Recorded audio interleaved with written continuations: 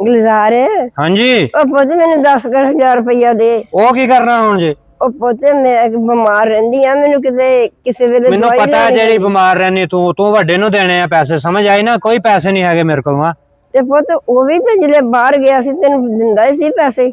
ਦਿੰਦਾ ਸੀ ਤੇ ਆਸਾਨ ਕਰਦਾ ਸੀ ਮੇਰੇ ਸਿਰ ਤੇ। ਹੁਣ ਆਪਣੇ ਬੀਵੀ ਬੱਚਿਆਂ ਵਾਲਾ ਘਰ ਬੋਏ ਵਾਲਾ ਕਮਾਵੇ ਤੇ ਖਾਵੇ। ਮੈਨੂੰ ਪਤਾ ਅੱਗੇ ਵੀ ਤੂੰ ਮੇਰੇ ਕੋਲ ਆਨੇ ਬਹਾਨੇ ਨਾਲ ਲੈ ਕੇ ਉਹਨੂੰ ਦਿੰਨੀ ਪੈਸੇ, ਸਮਝ ਆਈ ਨਾ? ਪੁੱਤ ਗੱਲ ਸੁਣ ਮੇਰੀ, ਉਸ ਪੁੱਤ ਨੇ ਤੈਨੂੰ ਬਾਹਰ ਭੇਜਿਆ, ਕੁਛ ਪੁੱਤ ਸ਼ਰਮ ਕਰ। ਮੈਂ ਆਪਣਾ ਸੋਚਣਾ ਤੇ ਆਪਣੇ ਬੀਵੀ ਬੱਚਿਆਂ ਦਾ ਸੋਚਣਾ, ਉਹਨਾਂ ਦਾ ਅੱਛਾ ਮੁਸਤਕਬਲ ਬਣਾਉਣਾ, ਸਮਝ ਆਈ ਨਾ?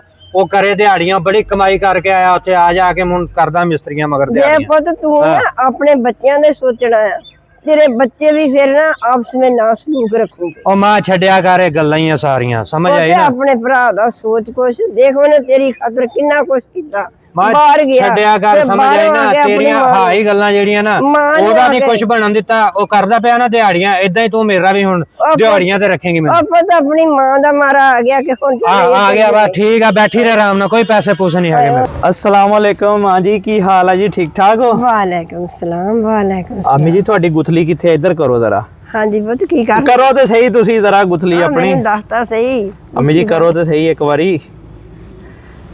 ਇਹ ਇੱਧਰ ਦੇਖੋ, ਆ ਪੈਸੇ ਗਿਣੋ ਕਿੰਨੇ ਆ। ਇਹ ਆ ਦੇਖੋ, 1,000 2,000 3,000 4,000 ਤੇ ਇਹ 5,000 ਤੇ ਆਇਆ 6,000 ਮੇਰਾ। ਅੰਮੀ ਜੀ ਰੋਜ਼ੇ ਆ ਰਹੇ ਆ ਤੇ ਤੁਹਾਨੂੰ ਕਿਤੇ ਜ਼ਰੂਰਤ ਹੁੰਦੀ ਹੈ, ਮੈਂ ਨਾ ਅਸਲ 'ਚ ਦਿਹਾੜੀ ਕਰਨ ਥੋੜਾ ਦੂਰ ਨਿਕਲ ਜਾਣਾ ਆ, ਦੂਸਰੇ ਸ਼ਹਿਰ ਜਾਣਾ ਪੈਂਦਾ, ਤੇ ਕੋਈ ਵੀ ਚੀਜ਼ ਦੀ ਤੁਹਾਨੂੰ ਜ਼ਰੂਰਤ ਹੋਵੇ ਤੇ ਗੁਆਂਢੀਆਂ ਦਾ ਮੁੰਡਾ ਨਹੀਂ ਉਸਾਮਾ, ਉਹਨੂੰ ਕਹਿਤਾ ਤੇ ਪੈਸੇ ਦਿੱਤੇ, ਦਵਾਈ ਵੀ ਲੈ ਲਈ, ਜੇ ਕੋਈ ਫਰੂਟ ਖਾਣ ਨੂੰ ਦਿਲ ਕਰਦਾ ਤੇ ਉਹ ਵੀ ਲੈ ਲਿਆ ਕਰੋ। ਪੈਸੇ ਆਪਣੀ ਗੁਥਲੀ 'ਚ ਪਾਓ ਆਪਣੇ ਕੋਲ।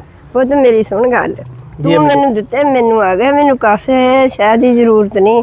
ਪੁੱਤ ਤੂੰ ਤਾਂ ਆਪੇ ਹੀ ਪਰੇਸ਼ਾਨ ਆ, ਇਹ ਆਪਣੇ ਕੋਲ ਰੱਖ, ਕਿਤੇ ਜ਼ਰੂਰਤ ਪੈਂਦੀ ਅੰਮੀ ਹੈ। ਜੀ ਮੇਰੀ ਗੱਲ ਸੁਣੋ, ਮੇਰੇ ਕੋਲ ਮੇਰੀ ਗੱਲ ਸੁਣੋ, ਤੁਹਾਡੀਆਂ ਦੁਆਵਾਂ ਦੇ ਨਾਲ ਅੱਲਾਹ ਤਾਲਾ ਨੇ ਬਹੁਤ ਦਿੱਤਾ ਹੋਇਆ। ਦੇਖੋ ਯਕੀਨ ਕਰੋ, ਉਸ ਦਿਨ ਮੈਂ ਤੁਹਾਨੂੰ 500 ਰੁਪਇਆ ਦਿੱਤਾ ਤੇ ਮੈਨੂੰ ਅੱਲਾਹ ਤਾਲਾ ਨੇ 5,000 ਰੁਪਇਆ ਦਿੱਤਾ। ਆ ਪੈਸੇ ਪੁੱਤ ਰੱਖ ਲੈ। ਨਹੀਂ ਅੰਮੀ ਜੀ ਇਹ ਤੁਸੀਂ ਰੱਖਣੇ, ਆ ਰੱਖੋ ਇੱਕ ਵਾਰੀ, ਆ ਰੱਖੋ, ਮੈਂ ਤੁਹਾਡੇ ਕੋਲ ਫਿਰ ਥੋੜੇ ਥੋੜੇ ਕਰਕੇ ਲੈ ਲੂੰਗਾ। ਇਹ ਆ ਆਪਣੇ ਪੈਸੇ ਸੰਭਾਲ ਕੇ ਰੱਖੋ, ਰੋਜ਼ਿਆਂ ਦਾ ਮਹੀਨਾ ਆ ਰਿਹਾ ਤੇ ਮੇਰੀ ਮਾਂ ਜੀ ਨਾ ਫਰੂਟ ਸ਼ਰੂਟ ਡੇਲੀ ਮੰਗਾਣਾ, ਤੁਸੀਂ ਥੋੜਾ ਮੰਗਾ ਲਓ, ਅੱਲਾਹ ਤਾਲਾ ਹੋਰ ਦਊਗਾ। ਤੁਸੀਂ ਇਹਨੂੰ ਜੇਬ 'ਚ ਪਾਓ, ਉਠੋ ਆਪਾਂ ਨਾ ਦਵਾਈ ਲੈ ਕੇ ਆਈਏ। ਚਲੋ ਆਪਣੀ ਜੇਬੀ ਚ। ਅੰਮੀ ਜੀ ਆਪਣੀ ਜੇਬੀ 'ਚ ਪਾਓ, ਆ ਪਹਿਲੇ ਤਾਂ ਤੁਹਾਡੀ ਦਵਾਈ ਲੈ ਕੇ ਆਈਏ, ਤੁਹਾਨੂੰ ਤਾਂ ਸਾਹ ਨਹੀਂ ਆਣ ਡਿਆ। ਚਲੋ ਉਠੋ, ਇਹ ਬਿਸਮਿਲ੍ਲਾ ਜੀ।